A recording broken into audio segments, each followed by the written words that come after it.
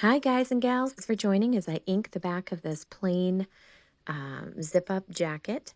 I am using my sticky ink mat, centering it so that when I put this on, everything's going to be exactly where it needs to be. Really, really important to center it exactly where you need it. I'm just getting all of the wrinkles out so that when I put my transfer on, I won't have any bumps that are breaking up the stickiness of the transfer and allowing it to bleed through. Important step, always right on back. And because this is so large, I'm only taking it off a little bit at a time. That way my transfer doesn't stick to itself.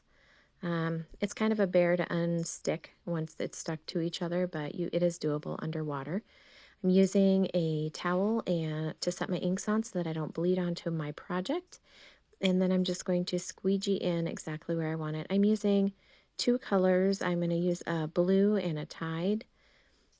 I just kind of love the way these two colors play together, but also on the other side is my Chalk Team logo, which happens to be done in teal, so it will tie it all together. And like I said, just kind of trying to go one direction so that I'm not causing any bubbles or anything in my transfer and pulling it through.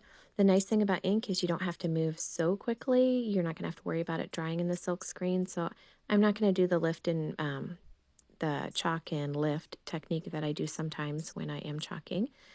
All of this is going to stay wet, and I do rinse my transfers out right away because if the ink does dry in the transfer, it clogs that silk screen and it's not going to be able to be used again. I am using a gap in here so that I can ombre through there, but because I didn't leave much ink, I'm going to use my two fingers, one of each color, and I'm just going to kind of blend them together and then dip and do it again and again. Kind of gives it that smooth transition, which you'll see in the end.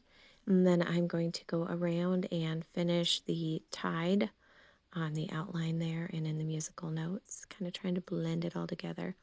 My daycare's running around and asking me what I'm doing, so if you see me blah blah blahing off to the side, I am just chatting with my babies who are asking what I'm doing and what it looks like and asking if they can see it. They're so sweet and they love watching these projects get done. So making sure you have no ink on your fingers when you peel this and put it out of the way. Um, you do not want to get ink where it doesn't belong, or you're going to have to find another transfer to cover it up. So keeping some baby wipes there for your fingers is a good idea. Just don't use baby wipes on your transfer. Only use the Lysol wipes. So there we go. I am going to dry the ink.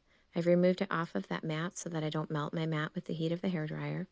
And although this process takes a little bit of time, I paused it and went on. It is dry now, and I'm using parchment paper and my Easy Press, which takes 30 seconds per side.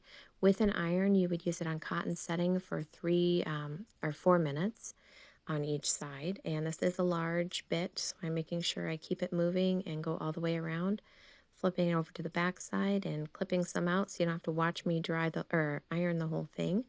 We're going to make it short and sweet, and you're going to see the finished product here. Here it is on me, and then I'll stage it nicely in the photos to follow. Let me know what you think, and thanks for joining, guys. Have a blessed day.